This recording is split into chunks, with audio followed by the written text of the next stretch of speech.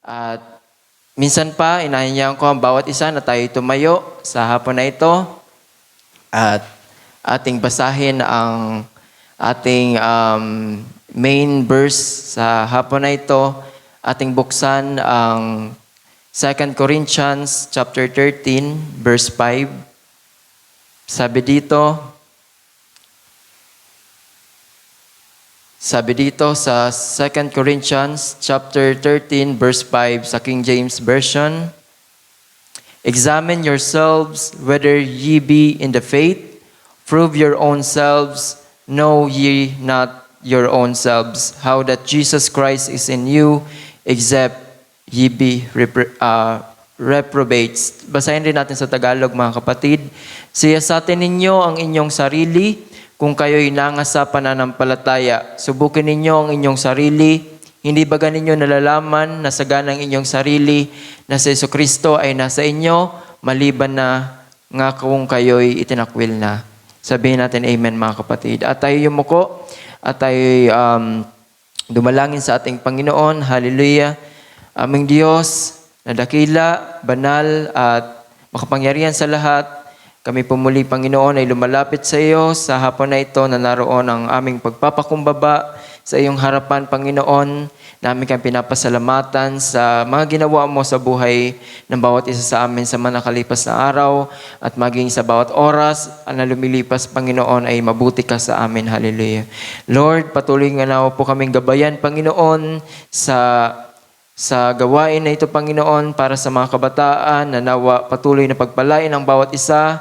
Ingatan ang bawat isa, Panginoon, sa aming mga puso, sa aming mga isipan, Panginoon, ay nawa ay naroon na maging handa at naroon, Panginoon, ay handang makinig sa iyong mga salita, Panginoon. Hallelujah. At alisin mo po, Panginoon, ang mga bagay na hindi mainam sa aming kaisipan, Panginoon. At makita mo nawa, Panginoon, ang puso ng bawat isa na naroon ay handang sumunod at makinig sa iyong mga salita, Panginoon. Panginoon, pagpalain mo po ang bawat isa, Panginoon. Ingatan ang lahat, Panginoon, lahat ng mga kabataan, Panginoon.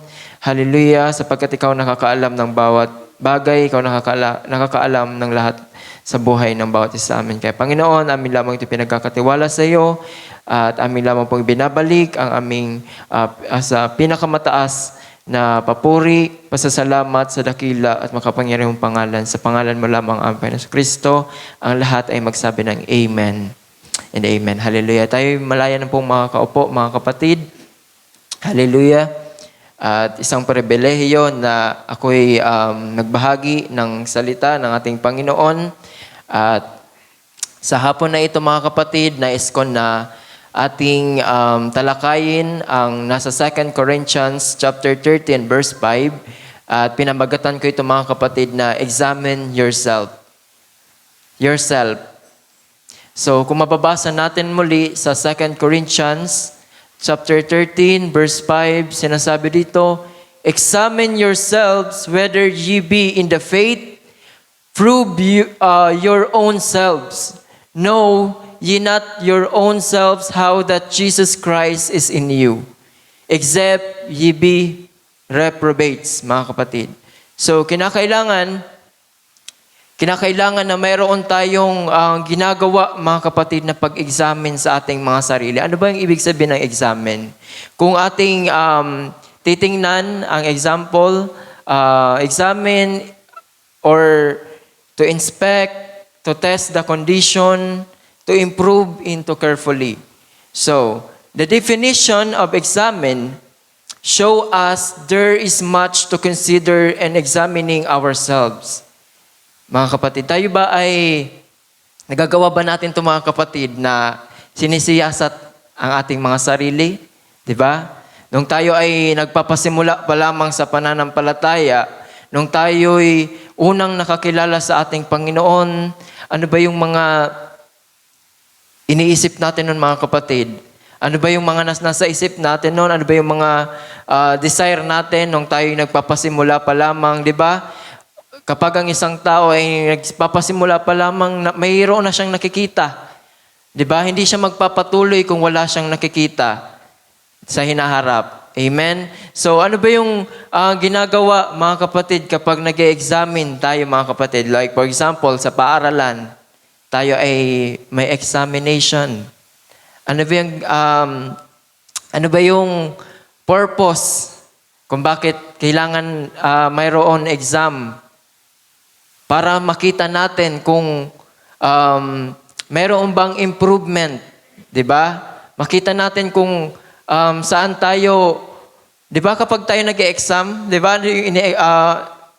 After ng examination, iniisip natin parang hindi ko nasagutan yung isang tanong doon.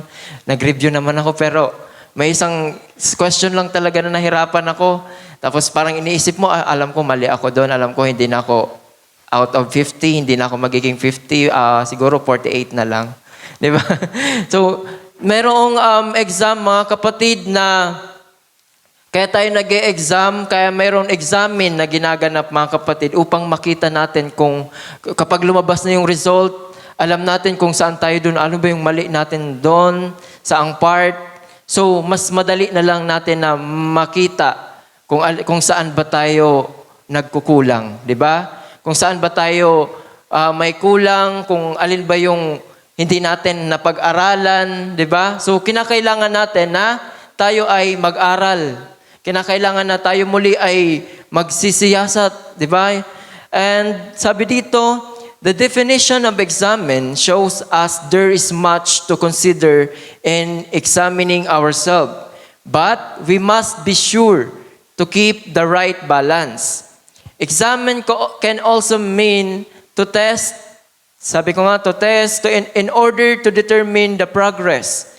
Makikita dito mga kapatid na kung meron bang nagbabago sa atin. Or baka nung first grading, tayo ay out of 50, lang tayo, sabihin natin naka 25. And nung second grading, naka 25 ulit tayo. Parang iisipin natin. So ano yung makikita natin doon? Kung ako yung teacher na mag-check ng mga test paper nyo, parang maiisip ko na hindi kayo nag-aral, parang ganun at ganun rin din naman yung nalaman nyo or yung ginawa nyo. Diba? Wala kayong ginagawa or hindi kayo bumawi sa next examination. And yet, mga kapatid, one of the big things we can miss in our spiritual examination is that God does not want us to become overwhelmed by the sin we see. Diba? So, isang bagay, mga kapatid, na dahilan kinakailangan natin na i-examine ang ating mga sarili, kinakailangan natin siyasatin upang every time na nagsisiyasat tayo, nakikita natin kung ano ba yung bagay sa atin na, for example, tayo ay ginagamit sa ministry. Ginagamit tayo sa ministry at ilang buwan, ilang taon na, ilang buwan na at nakikita natin na ganun at ganun ka pa rin. 'Di ba? The way kung nagigitara ka, ang alam mo pa lang naman, isang taon ka na pero puro strumming pa lang din naman, puro ganto-ganto. Hindi mo alam, may mga may mga another sample na mga pwedeng mga iba't ibang style, 'di ba? Plucking o ano pa man. And even sa pagdadrum, nung unang pagdrum mo, tuog ka pa. 'Di ba? Tuog ka pa or nung kumakanta ka, sintonado ka. And dumating yung ilang buwan ay dumating yung pagsisiyasat sa sarili mo and may mga nakakakita sa'yo na ganun pa rin. Parang hanggang ngayon ay sintonado ka pa rin habang kumakanta. And ganun, hindi puro strum pa lang yung alam mo, sa pagdrum, tuog ka pa rin, di ba? So parang walang improvement na nangyayari. So, kinakailangan mga kapatid na makita natin ang mga bagay na yan upang mas madali natin na ihingi sa ating Panginoon kung paano natin to i-improve or kung paano natin to gampanan mga kapatid. And sabi dito, but instead to realize what we need to change in order to make progress. Diba? So, kaya kinakailangan natin na siyasatin po natin ang ating mga sarili, hindi lamang kung time na tayo ay dapat araw-araw, lagi nating sinisiyasat ang ating mga sarili, kinakailangan natin ini-examine ang ating mga sarili para nakikita natin mga kapatid kung ano ba yung mga bagay na nakakapagpahadlang sa atin kung bakit hindi tayo lumalago. 'Di ba? And yun, kung tayo'y pinapalago ng Panginoon, mas lalo pa tayong mag-desire mga kapatid na lumago pa. 'Di ba? Mas lumalim pa nawa ang ating pagkakilala sa ating Panginoon. Huwag po tayong maging kampante lamang, 'di ba? Dahilan sa tayo ay, for example, magaling na tayo kapag tayo ay kumakanta, okay na, tayo ay natumutugtog, maganda na tayo tumugtog. So hindi po natin kinakailangan na tayo ay makampante na mga kapatid, or yun na lang at yun na lang mga kapatid. Bagkus pa ay mas lalo po tayong mag-desire sa ating Panginoon. Amen? Kung tayo ay tinuturuan ng ating Panginoon na tayo ay mas lalo pang lumago sa pananampalataya, mas lalo pa tayong, kung tayo ay gusto natin na mayroon tayong ginagampanan sa church, especially sa tayong mga kabataan, tayo ay naroon pa yung kalakasan sa atin, ay kinakailangan po natin na may ginagawa tayo sapagkat ang gusto ng ating Panginoon na ang mga naglilingkod sa Kanya ay may ginagawa. 'Di ba? Nakikita niya na ang mga tapat sa Kanya ay nagtatrabaho. 'Di ba? Nagtatrabaho sa ating Panginoon na kung tayo ay naroon ang desire natin na lumago sa ating Panginoon ay may gagawin tayo mga kapatid. Hindi lamang tayo aasa na makikinig. After that, after ng pakikinig natin, pakababa natin, cellphone na tayo, and makikita na natin yung TikTok. Di ba? So, and yun mga kapatid, so kinakailangan na may ginagawa tayo mga kapatid upang tayo haharap sa ating Panginoon na nakita ng Diyos ang ating mga pinagpagalan mga kapatid. Hallelujah. At sabi dito, nais ko na tayo ay pag-uusapan natin ang isang story na kung saan naroon makikita natin na siya ay dumanas ng test, mga kapatid. 'Di ba? Dumanas na ba tayo mga kapatid na pag-test sa ating mga buhay? 'Di ba? Nung tayo ay nagpapasimula, alam nyo nung nagpapasimula pa lamang ako nun mga kapatid, sabi ko nun sa sarili ko lang naman, sabi ko, kung hindi ako magbabago or makikita ko yung sarili ko na ganun at ganun pa rin naman ako, ay hindi na lang ako magpapatuloy. 'Di ba? Kasi useless. Nagpapasimula pa lang ako nun na yung parang sabihin natin mga ilang araw pa lang. After ng baptism, mga ilang araw pa lang na naglilingkod sa ating Panginoon, sabi ko, kasi dumating yung time na nung ako ay nakapakinig ng salita ng ating Panginoon, ay naroon mabiyaya ang ating Panginoon sapagkat sa ako na mga kapatid na hindi ko ine-expect na darating yung isang araw na narito ako mga kapatid sa inyong harapan na nagbabahagi ng salita ng Panginoon, nagpapagamit, at di ko to nakita noon mga kapatid nung wala pa akong pagkakilala sa ating Panginoon. And nung mga panahon na yon ay sabi ko, kung walang progress o walang improvement na mangyayari sa akin, mas mabuti na lang na huwag na lang ako magpatuloy. Sabi ko nun sa sarili ko. And doon mga kapatid, ay nakita ko na kung paano gumawa ang ating Panginoon, and at the same time, may ginagawa rin po tayo, may ginagawa rin ako mga kapatid, na kung paano ay paglingkuran ng ating Panginoon, sundin ang kanyang kalooban, bagamat dumarating yung time na nagagawa kong, nafe-fail kung minsan, and dumarating din yung time na nagsisisi at humihingi ng tawad sa ating Panginoon at handang magpakumbaba at sumunod ulit sa Kanya. And nais ko na basahin, pag-usapan natin. Actually, may dalawa tayong character na pag-uusapan. And I know ito ay, alam nyo na rin naman ito mga kapatid, kilalang kilala nyo naman na ito mga kapatid, pagdating sa buhay na meron siya. And let's talk about the story about Job, mga kapatid. And we know Job, right? Lahat naman tayo nakakilala kay Job. Job's life is so good. He serves God. He is blessed, mga kapatid, and physical wealth, and even in his spiritual, mga kapatid. Naroon, masunurin si Job sa Panginoon, hindi lamang dahilan sa siya ay pinagpala ng Panginoon, kundi dahilan yun yung nakikita niya at yun yung alam niya, mga kapatid. And dumating yung isang araw na siya ay, dumating yung isang araw na ang kaaway, which is ang Satan, mga kapatid, ay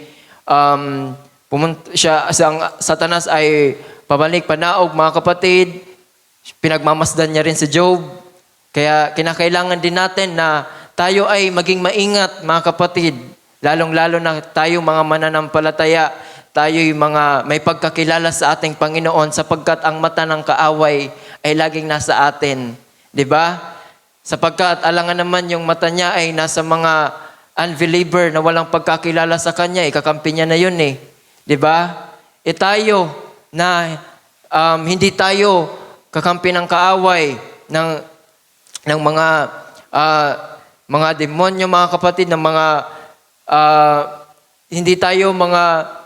hindi tayo nakikipag-isa sa Kanya, kung kaya't ang Kanyang mga mata ay nababantayan tayo. Nakita niya si Nono, 'di ba? Nakikita niya si Nono every time, nakikita niya si Jongjong, Brother Nono, Brother Joshua, nakikita niya kung ano yung mga ginagawa nila. And pupunta yan, nakita ko ngayon yung mga naglilingkod sa'yo. Nakikita ko ngaya, akala ko ngaya may takot yan sa'yo, pero bakit? Nakita ko ngaya, naroon, nagme-milk tea, may kasama. Di ba? Nakita ko ngaya si Jongjong, naroon niya sa eskwelahan. Di ba? Nakikita, kaya kinakailangan po natin, mga kapatid, maging maingat. Sapagkat may mga nakakakita sa atin. Di ba? At dumating yung time na ang kaaway ay lagi siyang nagsusumbong sa Panginoon. Sabi niya, kaya ka ngaya pinaglilingkuran ni Job dahilan sa siya'y pinagpala mo. Subukan mo ngaya na siya'y subukin mo. And dumating yung time, mga kapatid, na ang buhay ni Job ay dumaan sa matinding pagsubok. Diba? Alam niyo ba yung nangyari? Namatay ang kanyang mga anak, nawala ang kanyang mga ari-arian, at yun, mga kapatid, na siya ay nagkaroon ng sakit at even yung kanyang asawa ay tinakwil na siya, mga kapatid, dahilan sa naroon, although si Job ay naroon sa kalagayan na siya ay nasa karamdaman, halos lahat ng kanyang katawan ay may mga sugat, mga kapatid, ay hindi pa rin siya nawawala ng pag-asa, hindi pa rin nawawala yung kanyang pagkilala sa ating Panginoon. Di ba? And dumating yung time, mga kapatid, na si Job, na siya ay dumating sa pag-test, mga kapatid, and ang kagandahan kay Job ay nakita doon sa kanya yung pagiging humble niya. Di ba? Nakita doon kung paano niya kilala ang ating Panginoon, sapagkat sabi niya, I know my Redeemer lives, mga kapatid. Alam ni Job na buhay ang kanyang pinaglilingkuran. Di ba? Ang kanyang physical na katawan, kanyang mga sakit o ang mga ari-arian na nariyan ay ito'y dito lamang sa mundo. Di ba? Iiwan din naman yan, mga kapatid. At kung tayo ay mayroong pananampalataya sa ating Panginoon, yun ay ang mahalaga, ay ang ating pananampalataya. Amen? Yun ang mahalaga, mga kapatid, na meron tayong pananampalataya sa ating Panginoon. Pinakita doon, mga kapatid, na si Job ay hindi lamang siya nagtiwala or naglilingkod sa ating Panginoon dahilan sa kung meron siya, dahilan sa kasaganaan na buhay, sa mga blessing na natatanggap niya. And dumating yung time na pinakita ng Panginoon na si Job ay naglilingkod dahil hindi dahilan sa kung ano yung ibinigay ng Panginoon. Si Job ay handa siyang maglingkod despite naroon yung mga pagsubok, siya man ay nasa karamdaman, siya man ay nasa katiwasayan, ay naroon ay totoo siyang naglilingkod sa ating Panginoon. Amen? Sabi nga sa Job chapter 13, verse 23, basahin natin mga kapatid.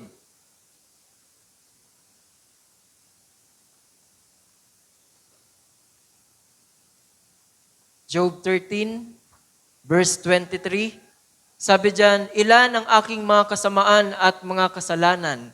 Dumating yung time mga kapatid na nagsiyasat si Job sa kanyang sarili at nagtanong siya sa ating Panginoon. Sabi niya, ilan ang aking mga kasamaan at mga kasalanan? Ipakilala mo sa akin ang aking pagsalangsang at ang aking kasalanan. Diba?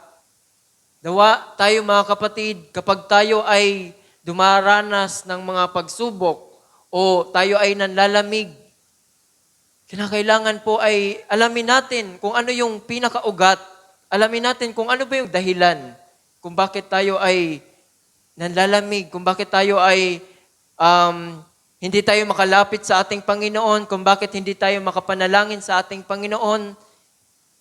Siya sa atin ang ating mga sarili, and once na makita natin yon, kinakailangan natin, yun madali na lamang sa atin na ating maisambit. Like for example, dumating yung time na nahiya na tayo na humarap sa ating mga kapatiran, nahiya na tayo na magpagamit sa ministry, at kapag nakikita natin na ganoon yung ating sarili, kinakailangan natin na siyasatin natin, ano ba yung dahilan kung bakit tayo ganito, kung bakit tayo nanlalamig, kung bakit tayo ay parang walang nangyayari sa buhay natin. Ano ba yung dahilan? Kinakailangan natin, alamin natin. Once na masumpungan natin yung mga bagay na yon, mga kapatid, yung mga pumipigil sa atin, at kapag nagsimula tayong magpakumbaba sa ating Panginoon at ating itong ilapit at ipagkatiwala sa Kanya, tiyak na ang Diyos ay sasagot sa atin. Amen? Ang Diyos ay pakikinggan tayo, nakikita ng Diyos nakikita ng Diyos ang lahat sa atin, maging ang nilalaman ng ating mga puso, kung kaya't wala tayong maitatago sa ating Panginoon. And dyan mga kapatid, at yun mga kapatid, because Job examined himself, God blessed Job latter days. Diba? Dahilan sa nakita ni Job kung ano yung kalooban ng Panginoon, nakita ni Job yung purpose, nakita ni Job yung malinaw kay Job ang lahat ng mga bagay, ay siya ay pinagpala ng ating Panginoon. Dahil bagamat dumaan siya dumaan siya sa pagsubok o ano pa mang mga naranasan ni Job na tunay na napakabigat, and yet lumabas doon yung pagiging totoo ni Job sa ating Panginoon. Tayo ba mga kapatid, kapag ba tayo ay dumaranas ng pagsubok, ano ba yung mga pagsisiyasat na ginagawa natin? Or mananatili na lamang ba tayo sa mga bagay na yan? Hahayaan na lang ba natin na yung bagay na yan ay makapagpalugmok sa atin? Makapagpalayo sa atin, sa ating Panginoon? No, mga kapatid. Kinakailangan, sabi nga, di ba, yung isang perlas, alam nyo naman, di ba, na kapag ang perlas ay nabubuo, kapag mayroong mga nakapalibot sa kanya ng mga, yung mag-iirita sa kanya, yung parang, di ba, alam nyo ba yan mga kapatid, na ituro na to sa atin nung mga nakalipas pa na buwan, ang isang perlas ay lilitaw kapag Yung ano, alam niyo, yung perlas ay nasa kailalim-ilalim niyan mga kapatid. Siyempre, marami diyan mga plastic, mga dumi, o ano pa man ng mga maaring nakapalibot sa perlas. And yet, dahil hindi upang dahilan sa ang mga nakapalibot sa perlas ay mapipigilan siya na ilabas ang kanyang totoong kagandahan, di ba? And yun mga kapatid, lumalabas doon ang pagiging totoo, pagiging kagandahan niya kapag yung mga maraming mga nakapalibot sa kanya na umiinis sa kanya. And ganun din tayo mga kapatid. Tayo ay lumalabas yung pagiging totoo natin, lumalabas yung ating totoong pananampalataya sa ating Panginoon, lumalabas doon na tayo nagtitiwala sa ating Panginoon kapag tayo ay dumaan sa isang test, mga kapatid. Di ba? Kapag tayo ay dumaan sa isang pagsubok, kapag tayo ay dumanas ng ganyang mga bagay at tayo ay na-fail, isang bagay lamang dyan yung pinapakita mga kapatid na hindi tayo nagtitiwala sa ating Panginoon, kundi tayo ay nagtitiwala sa ating mga sarili. Di ba? And yun mga kapatid, God blessed Job because Job examined himself, mga kapatid. At hindi dahil malago na tayo, kung tayo ay malago na, pasalamatan natin ang ating Panginoon. Kung tayo ay nagagamit na sa ministry, pasalamatan natin ang ating Panginoon. At hindi na tayo na nakakaranas kung tayo sinusubok, tayo ay alam na natin kung ano ang ating gagawin. Kinakailangan po, mga kapatid, ay mas lalo pa po tayong magpakalakas, mas lalo pa po tayong magtiwala sa ating Panginoon. Amen? Mas lalo pa po tayong mag-desire, mas lalo pa po tayong mag-aral, at mas lalo pa po tayong lumalim sa pagkakilala sa ating Panginoon, sapagkat ang salita ng ating Panginoon ito ay araw-araw bago, mga kapatid. Kung kaya araw-araw din mayroon tayong nalalaman, mayroon po tayong natututunan sa salita ng ating Panginoon.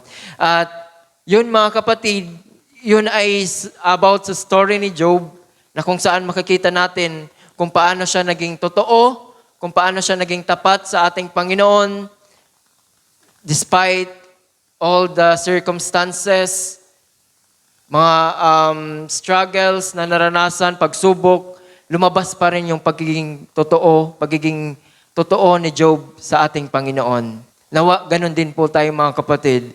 At basahin natin yung Lamentations chapter 3, verse 40. Sabi dito, let us search and try our ways and turn again to the Lord.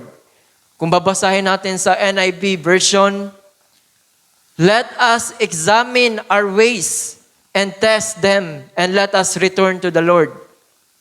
Napakahalaga po mga kapatid na tayo ay may ginagawang pag-uusisa, pagsusuri sa ating mga sarili. Kasi akala natin, ito na pala yung tama, ito na pala ay maganda sa paningin ng ating Panginoon, ngunit yun pala ay maganda lang sa paningin mo or maganda lang sa paningin ng tao. Diba? So, kinakailangan natin na sa bawat araw na sa bawat pagkabuhay natin dito sa mundo na ating ginagalawan, mga kapatid, ay kinakailangan maging aware tayo sa ating mga sarili. Amen? Amen. Hallelujah. So, sabi dito sa Galatians chapter 6, simulan natin sa verse 1. Ating basahin sa Tagalog. Mga kapatid, kung ang sino man ay masumpungan sa anumang pagsuway, kayong mga nasa espiritu ay inyong papanumbalikin ang gayon sa espiritu ng kahinhinan, ng inyong pagwariin ang inyong sarili, baka ikaw naman ay matukso. Next verse. Mangagdalahan kayo ng mga pasanin ng isa't isa at tuparin ninyong gayon ang kautusan ni Kristo. Verse 3. Sapagkat kung ang sino man ay nag-aakala na siya ay may kabuluhan, bagaman siya ay walang kabuluhan, ay ang kanyang sarili ang dinadaya niya. Verse 4. Ngunit siyasatin ng bawat isa ang kanyang sariling gawa At kung magkagayon ay magkakaroon siya ng kanyang kapurihan tungkol sa kanyang sarili lamang at hindi tungkol sa kapwa. Last verse. Sapagkat ang bawat tao ay magpapasan ng kanyang sariling pasan. So kinakailangan mga kapatid na sinusuri natin ang bawat ginagawa natin, ang bawat sinusuri natin ang ating mga sarili. Kinakailangan meron tayong test na ginagawa. Di ba? Hindi lamang tayo mga kapatid na kinakailangan na maging kampante, maging ganyan lang tayo, kung ano tayo noon, ganito pa rin tayo ngayon. So, asan yung pananampalataya sa atin? Asan yung salita na ating natanggap sa ating Panginoon? Kung tayo ay walang improvements or walang progress or walang paglago na nangyayari sa ating mga sarili. 'Di ba? So kinakailangan natin na magsiyasat, kinakailangan natin na tanungin ang ating mga sarili. At kapag tayo ay tinanong natin ang ating Panginoon, tayo ay lumapit sa Kanya, ay ang Diyos ay malayang ipapakita sa atin ang mga bagay na yan. And let's talk about story about David, mga kapatid. Kilala nyo naman si David. God testified concerning David saying, I have found David a man after my own heart. Diba? Si David, a man after God's heart, mga kapatid, who will do all my will. Basahin natin sa Acts 13 verse 22. Mababasa natin yan dyan, mga kapatid. Sa Acts chapter 13 verse 22. At nang siya'y alisin niya ay binangon niya si David upang maging hari nila na siya rin namang pinatutuhanan niya at sinabi, nasumpungan ko si David na anak ni Jesse na isang lalaking kinalulugdan ng aking puso na gagawa ng buong kalooban ko. And yet, mga kapatid, alam nyo ba na si David, hindi siya yung unang hari, mga kapatid. Ang unang hari, mga kapatid, ay si Saul.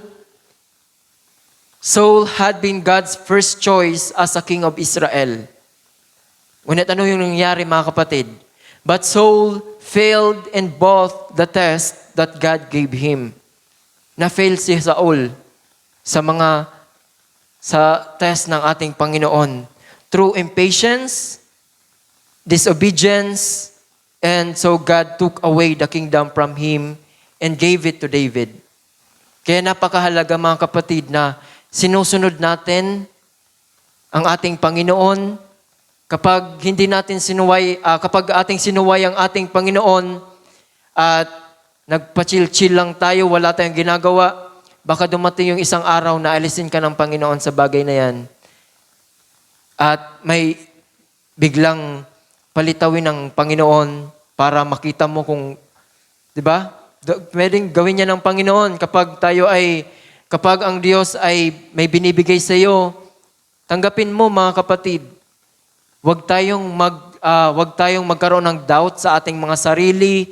Huwag tayong magkaroon ng ano paman sa ating mga sarili. Kumbaga, tanggapin natin to ng buong buo sa ating Panginoon. Kung sinabi ng ating Panginoon na mag-share ka sa mga classmate mo, di ba?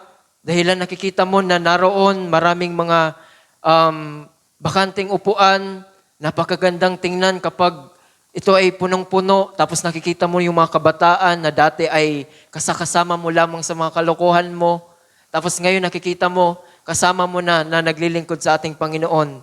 Makikita ng Diyos na naroon, mga kapatid, yung mayroon kang ginagawa, hindi lamang sa sarili mo, kundi naroon yung concern, naroon yung gusto mo na abutin din yung mga mahal mo sa buhay, yung mga kapatid mo or yung mga kaibigan mo.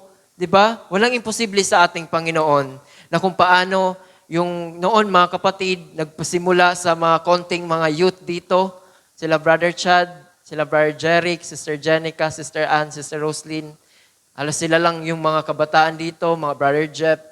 And dumating yung time na dumating yung kami, sila Brother Gideon, ako, Brother Ocho, Sister Dadang, Brother Bernard, Sister Suzette, si Bibing, dumating yung mga kabataan na yun, mga kapatid, and dumating yung time na lahat tayo ay dumanas ng mga test, susubukin tayo ng ating Panginoon sa ating mga pananampalataya, at bagamat sila ay napahiwalay sa ating Panginoon, ngunit hindi natin alam kung ano yung kalooban ng ating Panginoon, di ba?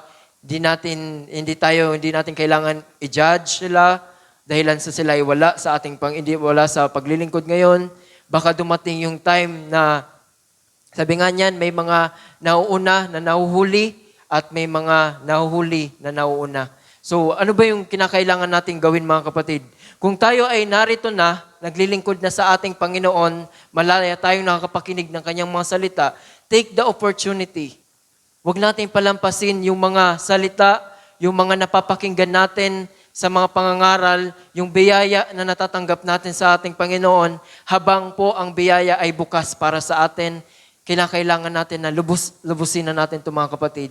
Dahil darating ang isang araw na ito ay mawawala, mga kapatid. What if dumating yung isang araw na wala na to and dun ka lang nagkaroon ng desire sa puso mo na sumunod sa ating Panginoon, kaso huli na po ang lahat. Di ba? Huwag nawang dumating sa mga point na gano'n na yung mangyari, mga kapatid. Habang naroon yung opportunity, sige lang, magpatuloy lamang po tayo. Dumating man yung time na tayo sinusubok, dumating man yung time na tayo dumanas ng kung ano-anong mapakinggan natin, na mga negatibo sa atin, pabayaan lamang po natin yan, mga kapatid. Bagkus, purihin natin ang ating Panginoon sapagkat may nakikita sila sa atin. Di ba? Hallelujah. Palakpakan natin ang ating Panginoon. Hallelujah. At yun, mga kapatid, si Saul had been God's first choice as a king of Israel, but Saul failed in both the test that God gave him. Maraming beses si Saul na fail. Siya ay nagmataas, siya ay dinisobey niya yung iniutos ng ating Panginoon sa kanya, sapagkat nangibabaw doon yung pagkatakot ni Saul. Dumating yung time, mga kapatid, na yon na sabi ng ating Panginoon ay sila ay lulusob, mga kapatid. Ngunit si Saul, mga kapatid, ay doon, alam na natin yung kwento na yon, ay basahin na lamang natin yun, mga kapatid. At dumating yung time na natakot si Saul at ipinakita doon na yung kailangan niya is yung presence help. Yung naroon mismo yung tulong. Di ba? No, kapag ang isang tao ay natatakot or nasa kalagitnaan na ng pagsubok or something, mayroong bagay dyan, mga kapatid, na ang isa ay naroon yung pananampalataya niya sa Panginoon na God will provide, God is good, na laging nariyan upang gabayan ka. At mayroon din, mga kapatid, na siya ay nagiging kampante lamang dahilan mayroong siyang nakikita physically. Di ba? Okay lang, dahil nariyan naman ang mga kapatid, okay lang, ganyan. Yung parang nakarelay ka lamang sa mga kapatid mo, di ba? Nakarelay ka lamang sa pastor or something. Wala naman mga kapatid masama sa bagay na yan. Pero kung tayo ay nakarelay lamang sa tao, mafe-fail tayo, mga kapatid. Walang mangyayari sa buhay natin kung tayo yung nakatingin sa tao. What if dumating yung time yung tao na tinitingnan mo, manghina, mawala, tapos dahilan yun yung tinitingnan mo, pati ikaw, apektado ka din. Di ba? Dahilan dun yun nga tinitingnan mo. Pero kung sa Panginoon tayo nakatingin, dumating yun man yung time na may mga sinusubok or something na pagdaanan tayo sa ating buhay, tayo ay komportable tayo dahilan nakatingin tayo sa ating Panginoon. Amen? Hindi tayo nakatingin sa tao, sapagkat kung sa tao tayo magtitiwala, ay mafe-fail tayo, mga kapatid. Hallelujah. And yun, mga kapatid, dumating yung time na si David ang naghari sa Israel, mga kapatid. At makikita natin kung paano si David, yun nga, nagpasimula, na kung paano tinalo niya si Goliath. At dumating yung time na si David, habang siya ay nagbibinata, naroon ay hanggang siya ay naglingkod sa ating Panginoon, naroon yung pagkatakot niya sa ating Panginoon. Ngunit ano ba yung nakita natin kay David? Si David bilang tao, tayo bilang tao, dumaranas tayo ng mga pagsubok, minsan nahuhulog tayo sa mga temptations, di ba? Tayo ay nakakagawa ng mga pagkukulang, mga hindi mainam sa harapan ng ating Panginoon. At yun pala mga kapatid ay isang pagsubok, yun ng Panginoon kay David. Dahil kilala ng Panginoon si David, di ba? Kilala din tayo ng ating Panginoon. At dumarating yung time na sinubok si David, na mababasa naman natin, alam naman natin kung ano yung mga naging pagkukulang or naging kasalanan ni David o nagawa ni David sa harapan ng ating Panginoon. Ay ano ba yung nakita doon mga kapatid? Nung si David ay naroon na mga kapatid ay nagawa niya na lumapit sa ating Panginoon. Nagawa niya na ibaba ang kanyang sarili. 'Di ba? Sabi ni David sa basahin muna natin yung 2 Samuel chapter 12 verse 13. Ito yung tagpo na naroon si Nathan mga kapatid. And David said unto Nathan, I have sinned against the Lord. Dito na lamang tayo mga kapatid sa 13. Dahilan sa si Nathan ay may nakita siya sa ginawa ni David. At nais ni Nathan na ipakita to kay David or sabihin, di ba? At may ginawa si Nathan na parang nagkwento siya, isang halimbawa, at galit na galit po si David doon dahilan mali daw yung ginawa noon. At nung napagtanto na yung tinutukoy pala doon ay si David, sabi dito, and David said unto Nathan, I have sinned against the Lord. And Nathan said unto David, the Lord also hath put away thy sin, thou shalt not die. Sa verse 14, Gayunmay, sapagkat sa gawang ito'y iyong binigyan ng malaking pagkakataon ang mga kaaway ng Panginoon upang magsipanungayaw. Ang bata naman ay pinanganak sa iyo ay walang pagsalang mamamatay. So yun mga kapatid, nakita ni David na siya ay nagkasala sa ating Panginoon. Hindi siya naging proud. Hindi siya naging proud na siya ay ganito. Hindi siya naging proud sa kanyang sarili. Hindi siya naging mas mataas sa kanyang sarili. Nasumpungan pa rin doon mga kapatid, yung pagpapakumbaba ni David sa harapan ng ating Panginoon. Di ba? Sabi nga dito, sabi sa Psalms 139 verse 23, search me, O God, and know my heart. Nagawa ni David na magpasiyasat sa ating Panginoon. Try me and know my thoughts and see if there be any wicked way in me and let me in the way everlasting. At tingnan mo kung may anumang lakad ng kasamaan sa akin at patnubayan mo ako sa daang walang hanggan. 'Di ba? Nagawa ni David na magpasiyasat sa ating Panginoon, try me, O Lord, search me. Kung mayroon ka pong nakikita sa akin na mali, ipakita mo sa akin. At ikaw nawa ang siyang mag-lead sa akin.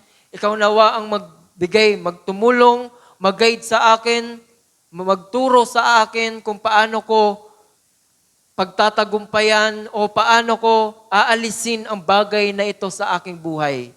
'Di ba? Isipin natin mga kapatid, ano ba yung mga nagpumipigil sa atin kung bakit hindi tayo nagiging seryoso sa paglilingkod sa ating Panginoon? Ano ba yung mga kailangan na itrim sa atin? 'Di ba? Kapag ang puno ay mayabong ba? Tama? So kinakailangan kapag ito ay or ano pa man, kinakailangan na itrim ito mga kapatid. Yung mga sanga na mga patay na, yung mga dahon na nalalanta na, Kinakailangan mga alisin na yan sapagkat makaka-apekto yan mga kapatid sa pag-grow.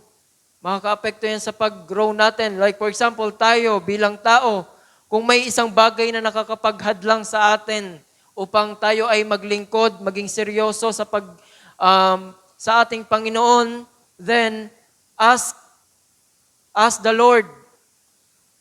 Humingi tayo sa Panginoon, dumalangin tayo sa Panginoon na kung paano alisin ang mga bagay na ito at kapag tayo ay nasumpungan sa pagiging pagpapakumbaba at handang sumunod sa Kanya, ang Diyos ay malayang gagawa sa buhay natin. Amen? Pero kung ating pinapabayaan lamang ang mga bagay na yan, pride pa tayo na may mga nakikita sa atin. Proud pa tayo na ganito yung ginagawa natin, may mga nakakakitang mga kapatid, mga brothers and sisters. Proud pa tayo na, eto ka. So, sa tingin nyo ba ay maging pagpapala tayo sa ating mga kapatid and even sa ating Panginoon? No. Kundi tayo ay, kahiya-hiya sa harapan ng ating Panginoon kung tayo may mga ginagawa na may mga nakahayag. Or alam natin na mali ang bagay na ito, ngunit ginagawa natin dahilan ito yung kagustuhan natin, ito yung kagustuhan mo, dahil ito yung nagsasatisfy sa pangangailangan mo na sa laman mo or something. Kinakailangan ay alisin natin ito mga kapatid and tayo ay maging good example sa mga nakakakita sa atin. Di ba? And basahin natin mga kapatid sa Psalms chapter 51, verse 10 up to 12. Sabi dito sa Psalms chapter 51, verse 10, likhaan mo ako ng isang malinis na puso, O Diyos, at magbago ka ng isang matuwid na espiritu sa loob ko. Dumating si David sa pagsisisi, mga kapatid. Nakita niya ang kanyang kahinaan, nakita niya ang kanyang pagkukulang sa harap ng ating Panginoon. At naroon, sabi niya, create in me a clean heart, O God, and renew a right spirit within me. Ganun ba tayo mga kapatid? Ganun ba yung ninanais ng ating mga puso? Ganun ba tayo dumalangin sa ating Panginoon? Sa verse 11, cast me not away from thy presence and take not thy Holy Spirit from me. Huwag mo akong paalisin sa iyong harapan at huwag mong bawiin ang Espiritu Santong, ang Santong Espiritu na nasa akin. And the verse 12, restore unto me the joy of thy salvation and uphold me with thy free spirit. Ibalik mo sa akin ang kagalakan ng iyong pagliligtas at alalayan ako ng kusang espiritu. Nawa, ganun tayo mga kapatid. Dumating man tayo sa mga pagsubok, tayo man ay manlamig, tayo man ay magkaroon man tayo ng pagsubok sa ating mga buhay, at kung tayo ay magsimulang pagsisihan ng ating mga nagawa sa ating Panginoon, ay naroon mga kapatid, tayo humingi sa ating Panginoon, create in me a clean heart, O God, and renew a right spirit within me. Di ba? Katulad ng inawit natin kanina, kinakailangan na every day, sa bawat araw na habang tayo nabubuhay, naroon na lagi tayong lumalapit sa ating Panginoon, lagi tayong humihingi ng tulong sa ating Panginoon sa bawat paglakad natin, mga kapatid, sa bawat araw-oras na tayo ay namamalagi dito, kinakailangan natin ng ating Panginoon sa ating mga buhay. So, sino ba ang mga makakaranas nito, mga kapatid? Siyempre tayo, walang iba. Tayo na naroon ang pagkakilala natin sa ating Panginoon, tayo'y may pagkakilala, lalong-lalo na tayo'y ginagamit ng ating Panginoon, tayo may ministeryo na ginagampanan, kinakailangan natin na maging mausisa, maging mapagsuri sa ating mga sarili. Dahilan baka ang ginagawa natin ay hindi na pala nakakalugod sa harapan ng ating Panginoon. 'Di ba? Akala natin ito ay kalooban pala ng ating Panginoon, ito ay maganda sa paningin ng ating Panginoon. Ngunit yung pala ay ito ikaw sa sarili mo na kaya mo ito ginagawa upang ikaw ay maitaas. 'Di ba? Upang ikaw ang makita, hindi ang ating Panginoon. So kinakailangan, naroon pa rin mga kapatid, yung pagpapakumbaba, yung humbleness sa ating mga sarili na habang ginagawa natin ang ginagampanan natin ang ministeryo, habang tayo ay naglilingkod sa ating Panginoon, naroon pa rin yung pagpapakumbaba natin sa ating sarili. Hallelujah. Sa ating Panginoon. At basahin natin ang 1 Peter chapter 1 verse 7.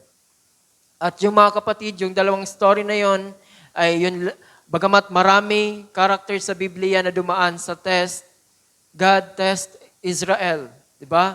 Nung sila ay inilabas sa Ehipto, tinest sila ng Panginoon, dahilan ang mga tao noon ay sumusunod sa ating Panginoon, ang daming mga nagmumurmur, sila ay nasa wilderness mga kapatid, sila ay naroon yung mga reklamador, naroon yung mga iba't ibang uri ng ugali na tunay na napakasama. 'Di ba? At dumating yung time na tinest sila ng Panginoon. Tinest silang lahat. At hanggang yung mga nagtiwala sa Panginoon ay naroon nagpatuloy, at yung mga tao na walang pagtitiwala sa ating Panginoon, yung mga tao na hindi sinusunod ang ating Panginoon, ano nangyari sa kanila? Sila'y mga nabuwal. So kinakailangan natin mga kapatid na mag-ingat lagi.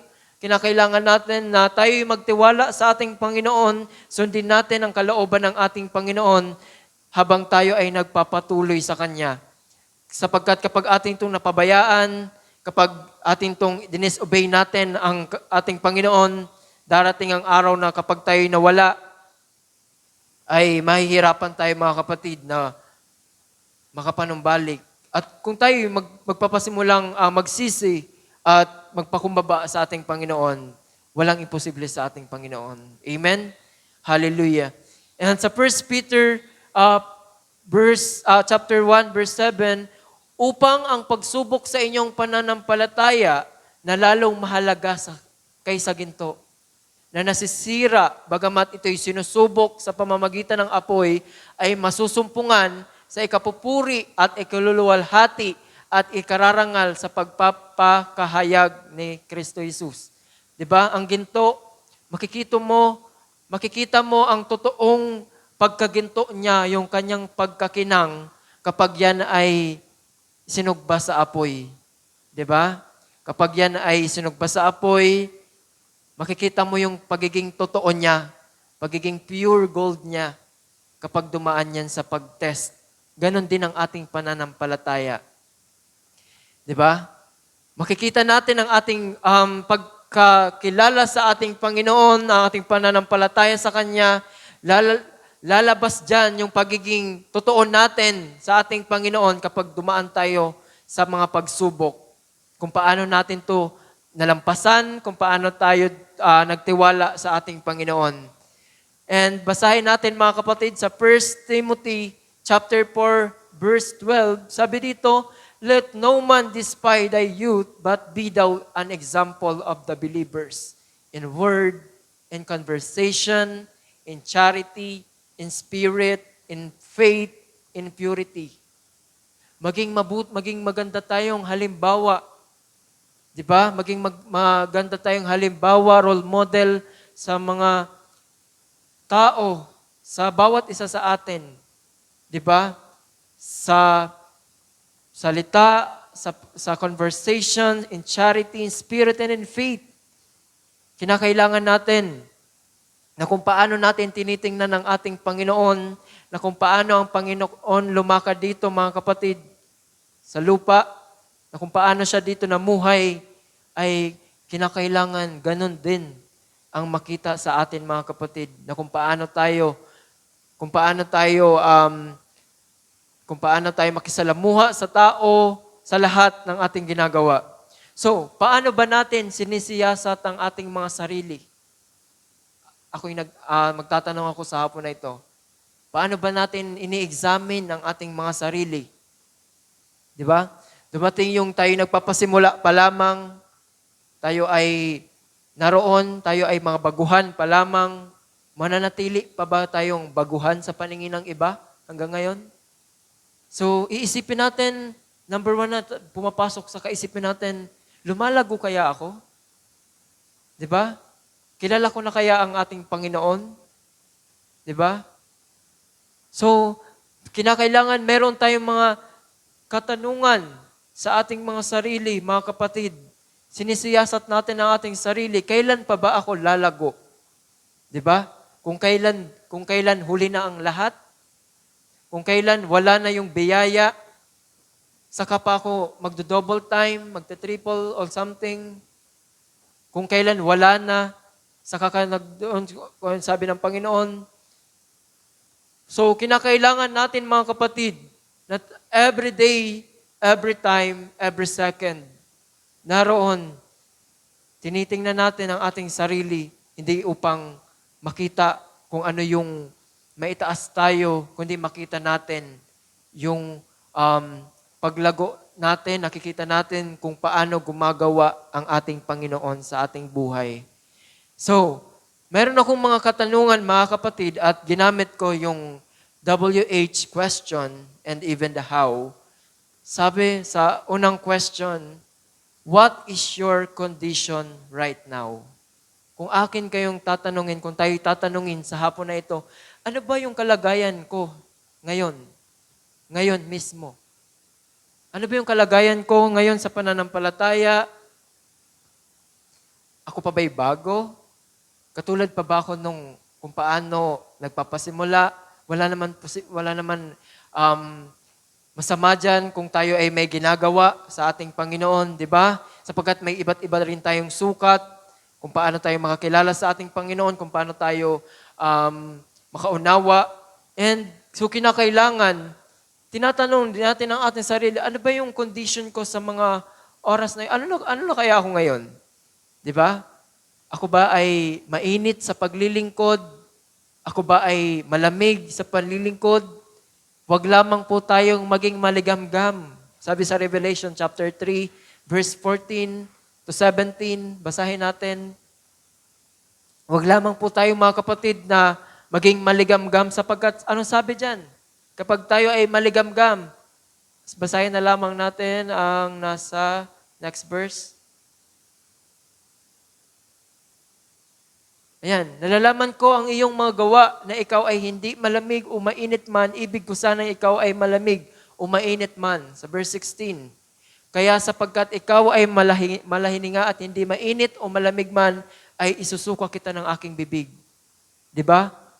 So, kinakailangan natin mga kapatid, siyasatin natin ang ating mga sarili. Ano na bang aking kondisyon ngayon? Ako ba'y masigasig sa paglilingkod? Ako ba ay mainit na naglilingkod sa ating Panginoon? 'Di ba? Kung hindi man ay humingi ka sa Panginoon, dumalangin ka sa Panginoon kung paano maging mainit sa paglilingkod sa Kanya. 'Di ba? And John, first question is, what is your condition right now? So kinakailangan alam natin ang ating kondisyon ngayon. 'Di ba? Hindi natin pwedeng hindi sabihin na hindi ko alam kung ano ako ngayon. Mainit kaya ako, o maligamgam, o nagpapainit pa lang. 'Di ba? So yun mga kapatid, kinakailangan natin na alam ng Panginoon kung ano ang ating kalagayan ngayon. Ang Diyos at ang ikaw lamang nakakaalam. So, sa next question, why am I in this situation or condition? Kung ikaw man ay nasa mainit, or kung ikaw man ay nasa panlalamig, tanungin mo, bakit ako nasa sitwasyon or condition ngayon na ito? Why am I in this situation or condition? Let's talk about the positive side that we are in a hot condition. Kung tayo ay nasa mainit na paglilingkod, naroon, hindi mo man sabihin, Hindi mo man ipakita or sabihin sa kung kanino man ay makikita sa atin kung paano tayo naglilingkod sa ating Panginoon. Kung paano natin ginagampanan ang ating ministeryo sa Kanya. Kung paano natin nilalakaran ang Kanyang mga salita. Di ba? Hindi man natin sabihin, hindi man natin hayaan na sila ang makakita kung ano tayo ngayon. Di ba? Kung tayo ay mainit sa paglilingkod, God will bless us, mga kapatid. Patuloy tayong pagpapalain ng ating Panginoon at patuloy tayo na papalaguin ng ating Panginoon. And huwag tayong makampante dahilan daraan tayo sa mga test, mga kapatid, at nawa ay tayo ay handa sa mga test na yan. Di ba? And why am I the situation or condition kung tayo man ay nanlalamig? Tanungin mo, bakit kaya ako nanlalamig? At alamin mo ang dahilan, ang punot dulo kung bakit ka nanlalamig. Alamin mo yung mga ginagawa mo, yung mga ginagawa mo sa harapan ng Panginoon, at doon at kapag ito'y inilapit mo sa Panginoon na naroon yung pagpapakumbaba, ipapakita sa iyo ng Panginoon kung saan ka nagkulang. At kapag nakita mo yung mga pagkukulang na yon, nakita mo yung mga bagay na hindi mainam sa harapan ng Panginoon, ay madali na lamang yon na sabihin natin ma-overcome as long as naniniwala. Naroon yung pagtitiwala mo sa ating Panginoon. Amen? Amen. Hallelujah. And naroon, God first. Naroon, inuuna natin ang ating Panginoon sa ating buhay, hindi ang ating mga sarili, hindi ang kung alin man ang mga bagay. So, kinakailangan natin na sa lahat ng bagay, laging nasa unahan ang ating Panginoon. Hindi yung mga bagay na nais natin na makamtan. Ang Diyos na lamang ang magbibigay ng yan kapag inunan natin ang ating Panginoon. Amen? Hallelujah. So, yun mga kapatid, kapag tayo ay nasa malamig na kalagayan, naroon makikita, hindi tayo nagagamit sa ministeryo. Kapag hindi tayo nagamit, parang iisipin natin, ganito na lang, kaya ako bilang kung ikaw ay brother, dahilan mga brothers, kinakailangan tayo ay maging pagpapala, tayo ay maging mabuting halimbawa, dahilan tayo ang ginagamit dito sa likod ng pulpitong ito, ay kinakailangan makita mismo sa atin kung ano yung bagay na tama or maganda or kung ano yung kalooban ng ating Panginoon. At kapag nakita sa atin kung paano natin nilalakaran ng salita ng ating Panginoon, ang kalooban ng ating Panginoon, ay naroon ng mga sisters na handang sumuporta kung ano yung ginagampanan natin. Di ba? Kapag tayo ay nakita sa mga kahinaan, tayo ay naroon sa kung ano man na hindi maganda sa paningin ng mga ilan sa atin dito, sa tingin nyo, susuportahan ba tayo ng mga kapatid natin? Paniniwalaan ba tayo ng mga kapatid natin na tayo ginagamit dito sa unahan, kung tayo mismo sa ating sarili ay takot tayo, sa tingin nyo, makikinig kaya sa atin yung mga nakikinig sa atin? Bagamat yes, pero naroon yung pag-aalinlangan, naroon yung doubt. Like for example, nagtuturo ako ng about sa kinakailangan natin na maging aktibo lagi sa pakikinig, lagi tayong nag-a-attend ng gawain, mga service, and lagi nyo kung nakikita na absent, lagi akong wala sa gawain. Tapos nangaral ako dito, mga kapatid, lagi kayong dumalo ng youth service dahil napakahalaga nito. Tapos every time na kapag ako yung nandito, nakaupo, wala ako. Sa tingin nyo? Di ba? So, bagamat yun ay para sa akin, na ipinapakita ng ating Panginoon na kinakailangan kong maging aktibo sa paglilingkod sa mga gawain. And at the same time, bagamat may tinanggap yung mga kabataan or mga nakikinig sa atin, pero mayroon yung doubt sa kanila, dahilan din naman sa atin. Iisipin nila, sabi nga ni brother, maging aktibo ngayon ako sa gawain, palabaga ngayon, every time ngayon na hindi siya yung nangangaral, wala siya sa gawain. Tapos ganun yung pagsasabihan niya kami. So, di ba? Nakukuha niyo ba mga kapatid? So, kinakailangan magpakalakas tayo sa ating Panginoon. Tayo'y magpuyat hanggat maaari. Tayo'y lakaran natin ang kalooban ng ating Panginoon at tayo maging pagpapala sa lahat ng mga nakakasama natin. And next, sa tanong na where. Kanina, what, why, and where. Where are we lacking? Kung ating tatagalogin, saan ba tayo nagkukulang? Di ba? Kung tayo man ay nagkukulang, kung tayo ay tinanong mo kung ano yung condition mo sa ano na yung condition mo ngayon, ikaw pa ba to? Nung nakakilala ka sa Panginoon, 3 years ka na, 2 years, ilang buwan ka na nabaptize, and then ganun ka pa rin, naroon ka pa rin sa sitwasyon na ganyan, na yung dahilan kung bakit hindi ka malaya nakakapaglingkod sa ating Panginoon.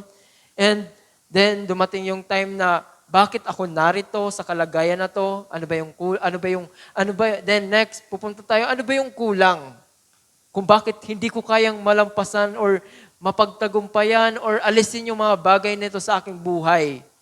Di ba? Ano ba yung kulang sa akin? Di ba? Kapag mga nanonood tayo. Ano ba yung kulang, mga kapatid, sa atin? Kung bakit hindi natin kayang alisin ang mga bagay na yan, kung bakit hindi tayo malayang nagkapaglilingkod sa ating Panginoon, wala yung confidence sa atin. Number 1, lahat naman tayo nakakaranas dito, kulang na kulang tayo sa pananalangin. Diba? Let exercise ourselves, mga kapatid, pagdating sa panalangin. And nananalangin lang ba tayo during service? Diba? During Wednesday, Sunday, doon din ba yung panahon para tayo manalangin? Anytime, anywhere, pwede tayong manalangin sa ating Panginoon. Diba? Sapagkat yun ang paraan upang magkaroon tayo ng conversation. May confess natin sa ating Panginoon ang lahat ng mga bagay. Number 2, reading. Reading. Ano ba yung mga, kukulang ba tayo sa pagbabasa or yung mga binabasa natin is mga hugot lines? Diba? Mga hugot na lang, mga comics. Siguro wala na ngayong mga pocketbook. Siguro ngayon, mga memes na eh. 'Di ba? Mga memes na yung mga binabasa natin and mag-share ka sa Facebook, i-share mo. Tapos, dahilan sa yun din yung mga binabasa mo, minsan yun na rin yung ginagawa mo. 'Di ba? Mga memes or something na mga hugot-hugot, mga bagay na mga mamakamundo, mga kapatid. And then, lalagay mo sa, di ba? So, isipin natin mga kapatid. So, kinakailangan natin na sa araw-araw ay kailangan mayroon tayong ginagawa. Huwag nating hayaan na maging blanco, wala tayong ginawa sa araw na yan. Kahit tayo nagbasa lang ng isang verse, pagbulay-bulayan natin yan, maghapon, at least may ginawa ka. At kung ikaw man ay nanalangin sa Panginoon, ikaw man ay umawit sa Panginoon, as long as ginagawa mo yan, hindi dahilan sa narinig mo lang, kundi ito'y mayroong kapahayagan sa atin na ginagawa natin to dahilan ito ang kalooban ng ating Panginoon, ito ang inutos sa ating Panginoon. Amen? Amen. And number 3, meditation. After we pray, after we read the Bible, magsisimula tayong mag-meditate the Word of God. Iisipin natin yung nabasa natin, hindi yung nabasa natin yung memes, tapos mag-iisip din tayo ng sarili natin. 'Di ba? So, kinakailangan natin na kapag nabasa natin ang isang verse, kahit isang verse na tila ba, nagkaroon sa iyo ng kaisipan, ano kaya yung pinapakahulugan sa bagay na ito? Ano kaya yung, for God so loved the world, ngayon, o ano? So mag-iisip ka na. And mag-aaral ka na mga kapatid. And dahilan sa may nalaman ka, mayroong binuksan sa iyo ang Panginoon, makikipag-sharing ka na. Di ba? Naroon, Brother Jong, may share ako kanimo. Sinuno, nag-share kay Jong. Nabi ito sa dalawa, nag-share sa dalawa. Di ba? Napakaganda. Napakaganda mga kapatid na nakikita natin sila na kesa naman, nakikita natin yung dalawa na, by doon mo din, no. Kapatawa ka din, no. So, migtawa ka. Adiman nabayad ko man din, kapatawa nga ka di. Memes nga din, para tawa ka, tinawaan ka mo. Parin ako ng tinawaan. Di ba? Baga na kumakapay sa, di ba? So kung inyong i-share nyo, kung ano yung nabasa nyo, at mayroon kang tinanggap dito na, oh, may nakita kang bago sa salita na to, and i-share mo sa kanya, baka isipin din niya, ay, magbasa rin kaya ako kasi baka meron din sa akin na biglang lumabas na kaunawaan pagdating sa salita ng ating Panginoon. Di ba? And kapag dumating na yung mga kapatid, and ito, bihira natin to ginagawa, sa totoo lang, ang pagpa-fasting tunay na napakahirap kung ating isipin sa physically, dahilan magugutom tayo. Pero kung ating ihihingi to sa ating Panginoon, kung ating tong idudulog sa Kanya, ang Diyos ang siyang magbibigay sa atin ng kapahayagan sa bagay na ginagawa natin, ay tayo ay magpapalain sa ginagawa natin. Di ba? Prayer, reading, meditation, sharing, fasting, ang lahat ng yan, mga kapatid, ay kinakailangan natin na mayroon tayong ine-exercise upang kapag ating itinatrabaho ang lahat ng yan, ay mayroong makikita na improvement, progress sa ating sarili, sa ating pananampalataya. Di ba? Bagamat nagagawa mo ang prayer, that's good, mga kapatid. Pagpatuloy natin yan. Kung tayo ay sa pagbabasa ay nagiging addict tayo, why not basahin natin ng Biblia ng ating Panginoon, naroon ang kanyang mga salita. Kung tayo ay naboboard sa pagbabasa ng salita ng Panginoon, then tayo manalangin sa Kanya, ating bulayin ang Kanyang mga salita, and tayo ay makipagsalamuha sa ating mga kapatiran, and doon makikita natin na naroon na may ginagawa tayo sa ating Panginoon. Hindi lamang para sa atin, hindi lamang para ikaw ay maitaas, kundi ang masunod natin ang kalooban ng ating Panginoon para sa ikalalago ng ating gawain and even ng ating pananampalataya. Amen? Amen. Hallelujah. And next, let's go sa question na who. Who? Pag sinabing who, sino? Sino? Who is your God? Sino ba ang inyong Diyos? Sino ba ang inyong pinaglilingkuran? Ating basahin ang Matthew chapter 6, verse 24. Sabi dyan sa King James Version,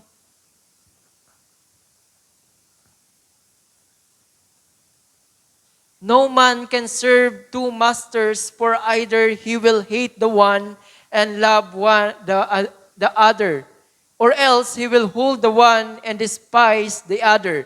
Ye cannot serve God and mammon. Sa Tagalog, sino may hindi makapaglilingkod sa dalawang Panginoon sapagkat kapuputan niya ang isa at iibigin ang ikalawa, o kaya'y magtatapat siya sa isa at pawawalang halaga ang ikalawa.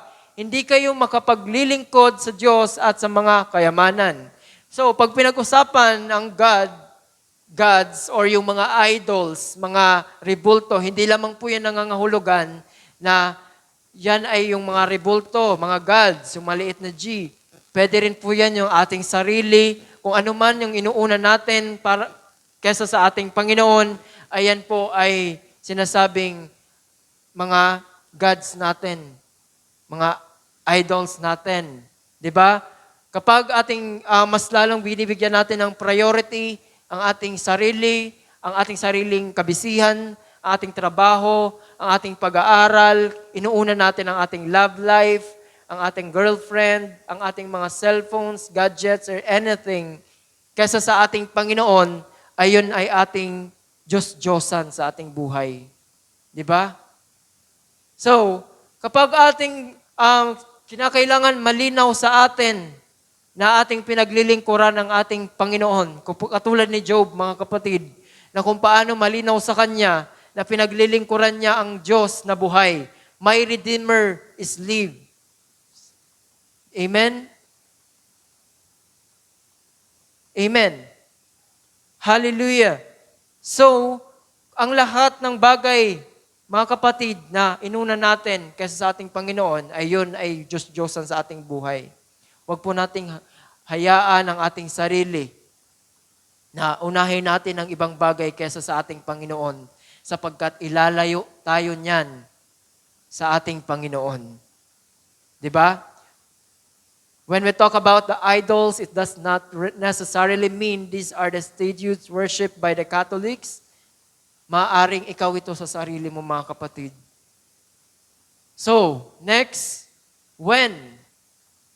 When will I become serious in serving the Lord? Or when should I start taking my service seriously? Sabi dito, when will I become serious in serving the Lord? Kailan? Kailan pa ba tayo magsiseryoso na maglingkod sa ating Panginoon, mga kapatid, kapag bahuli na ang lahat, kapag nagawa na natin yung pagkakamali, tapos, di ba, kung kailan nagawa na yung mga bagay na hindi mainam sa harapan ng Panginoon, di ba, sabi nga ng ating mababasa natin, hanggat ang biyaya ay bukas para sa atin, take the opportunity. Tanggapin natin ito, mga kapatid, lubos-lubusin natin ito, mga kapatid, sapagkat darating ang isang araw na ito ay mawawala. Di ba? Alam niyo ba yan, mga kapatid? Kinakailangan aware tayo, mga kapatid, na darating ang isang araw na mawawala. Kung ngayon pa lamang, gawin na natin kung ano ang kalooban ng ating Panginoon. Gawin na natin kung ano ang mainam sa harapan ng ating Panginoon nang sa gayon ay tayo'y lumago sa pananampalataya. And the last question, how?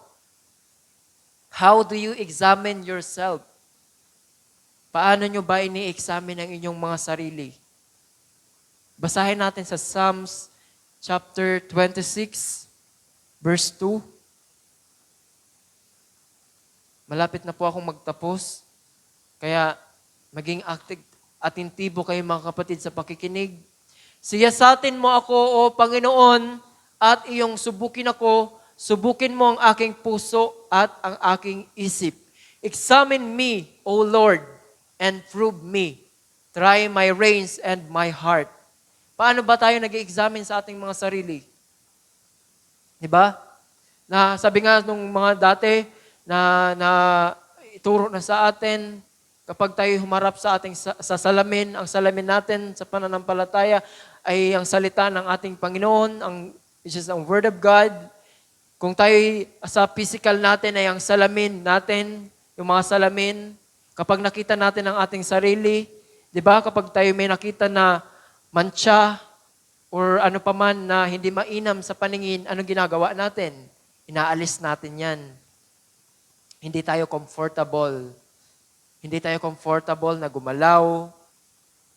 Kapag tayo ay, sabihin natin na madumi yung damit natin, tapos haharap ka sa maraming tao, parang hindi ka komportable dahilan sa nahihiya ka, dahilan may rumi, may mancha sa damit mo.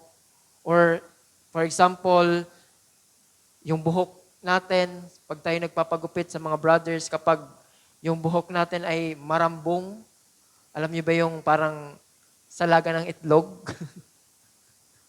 Kunti na lang ay lumluman ng ibon, di ba? Alam niyo yan?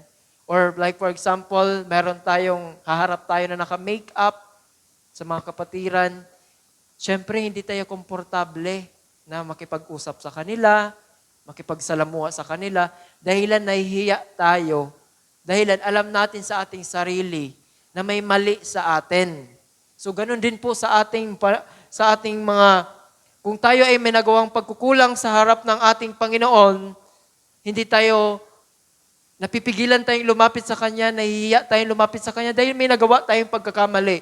Pero, kung tayo ay nagsisi, kung tayo ay nagpapakumbaba at sinusunod natin ang kalooban ng ating Panginoon, naroon ang confidence sa ating sarili, naroon yung kagalakan sa ating mga puso na haharap sa ating Panginoon. Di ba? Ano ba yung dahilan kung bakit hindi tayo nakakapanalangin, mga kapatid? Dahil sa mga nagagawa nating pagkulang, pagsalangsang natin sa ating Panginoon. Di ba? Sasabihin natin, nag-pray ka sa Panginoon, humingi ka sa Kanya ng sorry, and another day, humingi ka ulit ng sorry, and another day, humingi ka ulit ng sorry. Sa pa-sorry-sorry mo, minsan nahihiya ka na, Lord, lagi na lang ako nagsasorry sa iyo, lagi na lang itong nagagawa ko, ito na naman yung hihingi ko ng sorry. Dahil lang sa naisip mo na, paulit-ulit na lang, kaya nahihiya kang lumapit sa Panginoon, ba't hindi mo subukan na magpakumbaba ka sa Panginoon, makinig ka sa Kanya, gawin mo kung ano yung pinapagawa ng Panginoon, kung ano yung narinig mo, and darating yung prayers mo na hindi na sorry yung hinihingi mo sa Panginoon, hindi na yung sinasambit mo sa Kanya, kundi puro na lang pagpapasalamat sa ating Panginoon. Why? Dahilan, may ginawa ang Diyos sa buhay mo. Yung mga bagay noon na hindi mo napagtatagumpayan, ay napagtagumpayan mo dahil nagtiwala ka at sumunod ka sa kalooban ng ating Panginoon. Amen? Sino ba yung mga nakakaranas ng ganyan, mga kapatid? Dahilan sa nahiya silang manalangin, dahilan sa paulit-ulit na lamang ang kanilang prayers, kanilang ginagawa.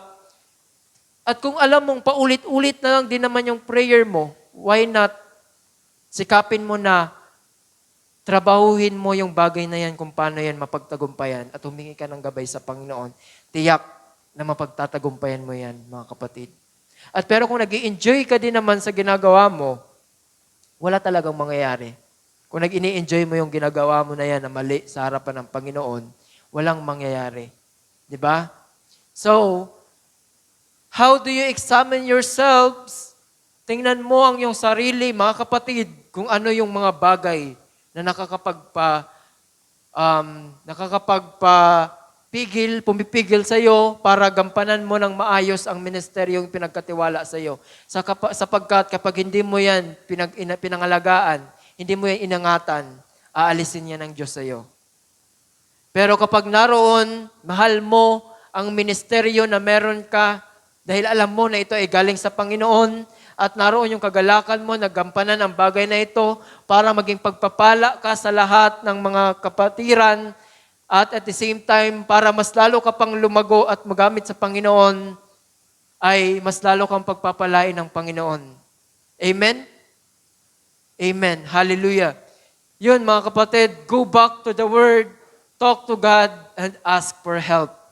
Hindi ko man po alam, mga kapatid, ang kalagayan nyo sa mga oras na ito, mga pinagdaraanan nyo, mga kahinaan nyo, hindi ko man alam. Ngunit ang Diyos, ikaw lamang nakakaalam ng mga bagay na yan. Diba? At nawa, sa simpleng pagtuturo, mga kapatid, sa hapon na ito, ay may nakuha kayo, mga kapatid, na darating ang panibagong umaga, panibagong araw, na naroon dala-dala mo yung salita na tinanggap mo sa ating Panginoon. Diba?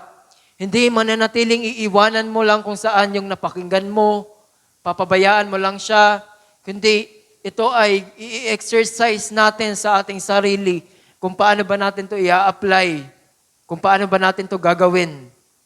Diba? And yun, mga kapatid, ang kinakailangan natin ay mas lalo tayong magtiwala sa Panginoon, magpakumbaba tayo sa ating Panginoon like David, na siya'y nagpakumbaba sa ating Panginoon despite sa lahat ng mga kahinaan niya, lahat ng mga pagkukulang niya, kasalanan na nagawa sa Panginoon, nakita niya pa rin yung sarili niya na nagkamali siya sa ating Panginoon.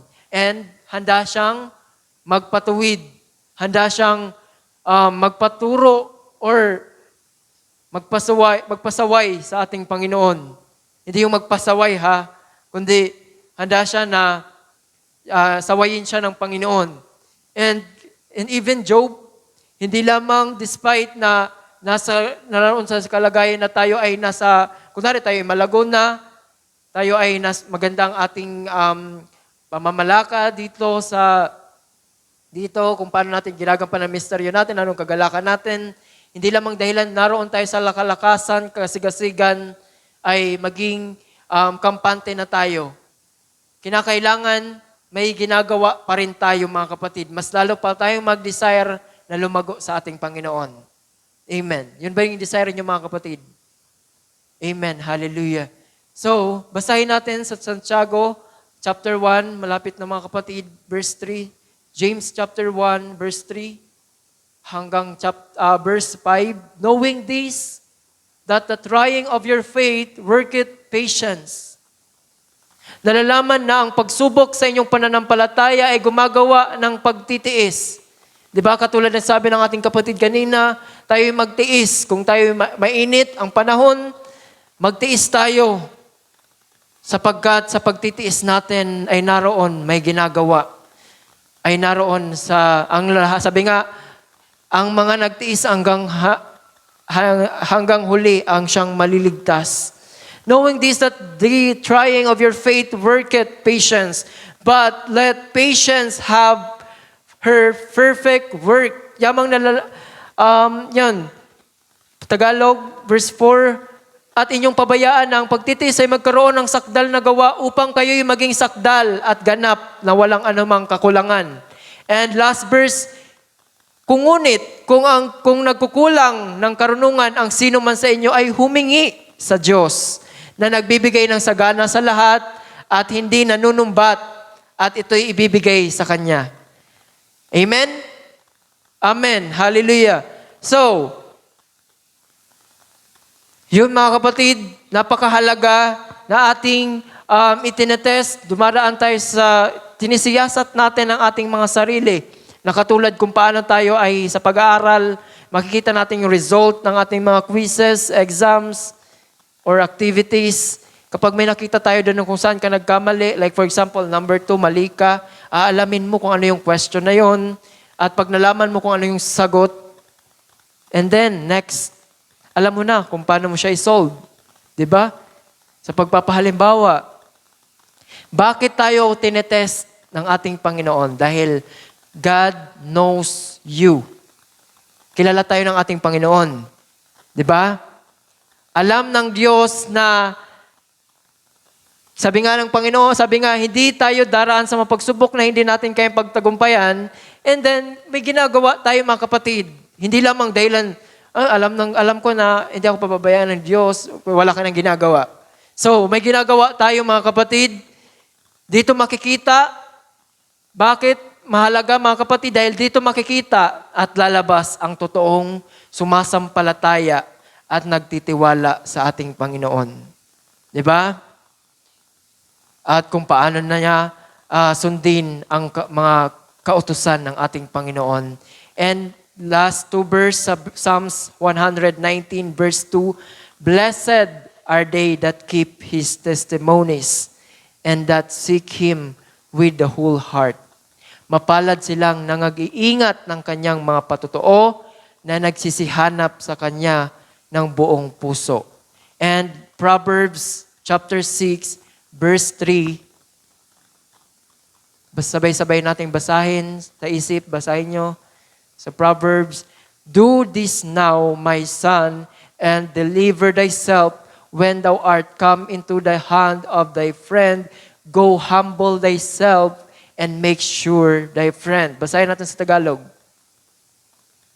Gawin mo ito ngayon, anak ko, at lumigtas ka, yamang ikaw ay nahulog sa kamay ng iyong kapwa, yumaon ka, magpakababa ka, at mangayupapa ka sa iyong kapwa. Sabi sa ibang salin, ipagkatiwala mo sa Panginoon ang lahat ng iyong gagawin at magtatagumpay ka. Sabihin natin, Amen. Amen. Ating palakpakan ang ating Panginoon sa hapon na ito, at nawa ang bawat isa sa atin ay may napulot, mga kapatid, na bago sa ating Panginoon, at hindi nakita kung ano man, hindi ako ang nakita, kundi ang salita ng Diyos na napakinggan natin sa hapon na ito. Amen? Amen. Hallelujah. At tayong lahat ay tumayo, mga kapatid, at tayo ay dumalangin sa ating Panginoon habang tayo sinasaliwan ng keyboard na lamang. Tayo dumalangin sa ating Panginoon, ating siyang pasalamatan. Hallelujah. Hallelujah. Isipin natin kung alin ba yung mga pagkukulang sa atin sa mga nakalipas na araw. Ano ba yung mga bagay na, ano ba yung dahilan kung bakit hindi ako nagiging seryoso sa paglilingkod? Ano ba yung dahilan kung bakit ganon at ganon pa rin ako hanggang ngayon. Ano ba yung dahilan kung bakit hindi ako nagiging epektibo sa aking ministeryo na ginagampanan? Ano ba yung dahilan kung bakit ganito pa rin ako sa ngayon? Diba? Ano ba yung dahilan kung bakit parang wala rin naman nangyayari sa akin? Isipin natin yan at ating ipagkatiwala sa ating Panginoon. At kung ating malinaw to sa atin, at kung nakita natin ang mga bagay na ito, mga kapatid, alam natin kung ano yung dahilan. Diba? Sabi nga, yung isang tao na alam niya kung saan siya nagkulang, ay naroon. Alam niya kung ano yung ihihingi niya ng tawad sa ating Panginoon. Ngunit yung isa, na dahilan sa marami na siyang nagawang pagkukulang, at ni minsan ay hindi niya ito hiningi ng tawad sa Panginoon. Kapag siya ay lumapit sa Panginoon, hindi niya alam kung ano ba yung saan siya magsisimula dahilan sa rami. Ngunit kung nasisiyasat natin sa ating mga puso ngayon, yung dahilan kung bakit hindi ako nagiging seryoso sa paglilingkod sa Panginoon, ay malinaw sa atin kung ano yung ihingi natin sa ating Panginoon. And God will listen us, mga kapatid. Papakinggan tayo ng ating Panginoon. Tayo magpakumbaba lamang sa Kanyang harapan. Handa tayong sundin, handa tayong pakinggan kung ano yung nais ng ating Panginoon sa ating mga buhay.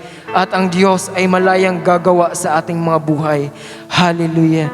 Tayo yumuko, ating ibaba ang ating sarili sa ating Panginoon sa hapon na ito. Hallelujah. I-confess natin sa Kaniyang ating mga pagkukulang, mga kapatid. Hallelujah. Dakilang Diyos, aming Ama, kami, Panginoon, ay lumalapit sa iyo sa hapon na ito. Naroon ang aming pagpapakumbaba sa iyong harapan. Nahanda, Panginoon, na magpatuwid sa iyo, Panginoon. Hallelujah.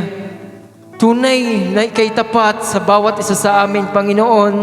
Tunay na iyong kabutihan, ang iyong biyaya ay sagana sa bawat isa sa amin. Sapagkat ikaw ay tapat, Panginoon, na nangako sa bawat isa. Aming pinapasalamat, Panginoon, sapagkat kami ginabayan mo, Panginoon, all throughout, Panginoon, ang service, Panginoon. Hallelujah. Hindi ka nagkulang, Panginoon. Kami ang nagkukulang sa iyo, Panginoon. Hallelujah. Kaya, hindi kami, dumarating yung time na hindi kami nagiging tapat sa iyong harapan. Ngunit ikaw ay nananatiling tapat sa amin, Panginoon.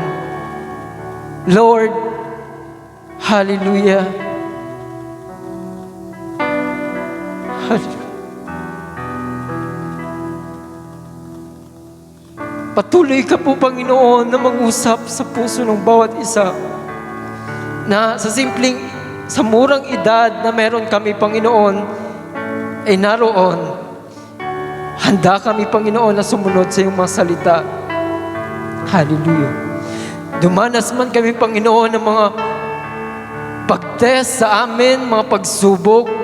Ngunit pinatunayan mo ito, Panginoon, na ika'y na nagumpay, Panginoon. Kaya narito kami na may gagawin, Panginoon, hindi lamang kami, hallelujah, hindi lamang kami, Panginoon, na magiging kampante sa aming mga sarili. Bagkus pa, ay naroon ang pagtitiwala namin sa iyo, Panginoon.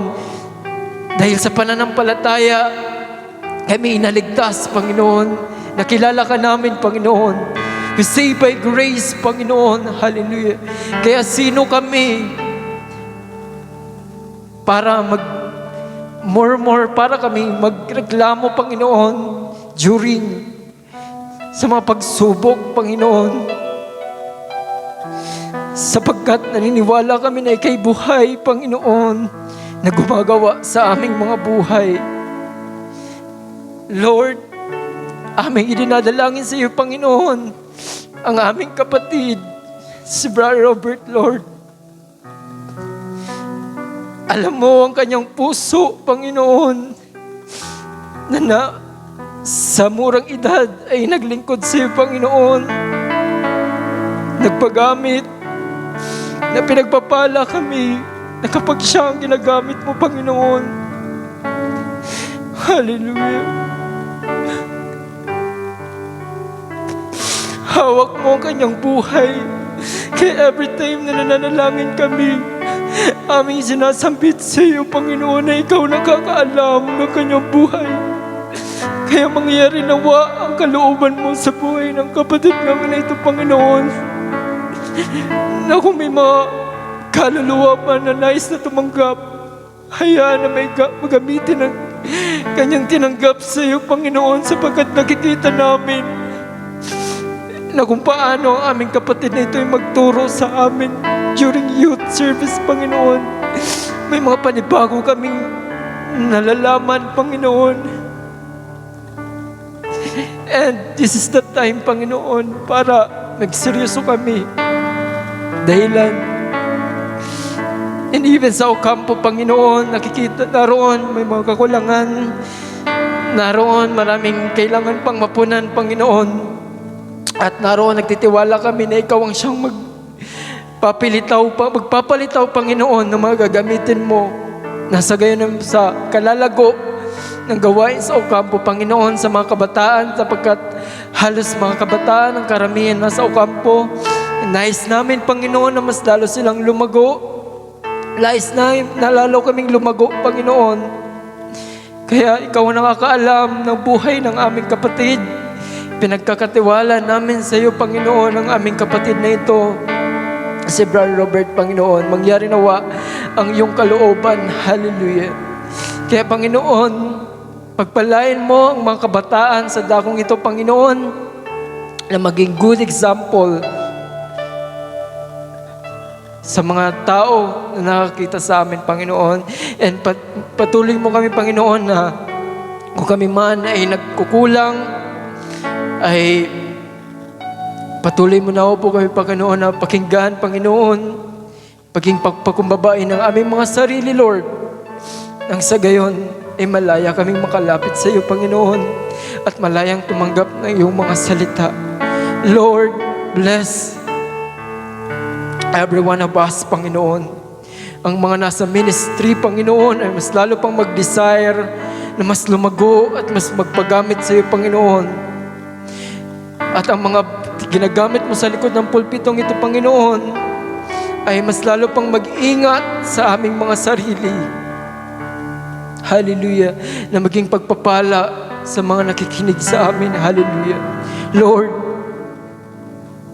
we thank you, Lord. Walang hanggan kaming magpapasalamat sa iyo, Panginoon, sa kabutihan mo sa buhay na ipinaranas mo sa bawat isa. Sa pag-ibig, hallelujah. Kaya kami maghihiwa-hiwalay muli. Though we are full charge kami kumbaga sa mga dahilan nakapakinig kayo ng mga salita. At darating muli kami, Panginoon, na kapag pumunta na kami sa aming mga trabaho, sa paaralan, naroon, mga pag-test na mararanasan namin, mga pagsubok, ay nawa, malinaw na sa amin kung ano ang aming gagawin, Panginoon. Hallelujah. Salamat, Panginoon, sapagkat pinapaliwanag mo sa bawat isa amin, pinapakita mo sa amin malinaw ang iyong magawa sa buhay namin. Kaya purihin ka, pasalamatan ka, sambahin ka, Panginoon, at itaas ka, Panginoon, sa aming mga buhay. Lord, sa iyo lamang namin pinagkakatiwala ang lahat, ibinabalik sa dakila at makapangyarihan mong pangalan. Ito'y sa pangalan mo lamang aming Panginoong Kristo. Ang lahat ay magsabi ng Amen. Amen. Minsan pa ating palakpakan ang ating Panginoon at ating isigaw, thank you, Lord. Hallelujah. Isa pa, mga kapatid, thank you, Lord. Amen. Hallelujah. Ibabalik ko pa ba sa MC? Aking ibinabalik sa ating MC.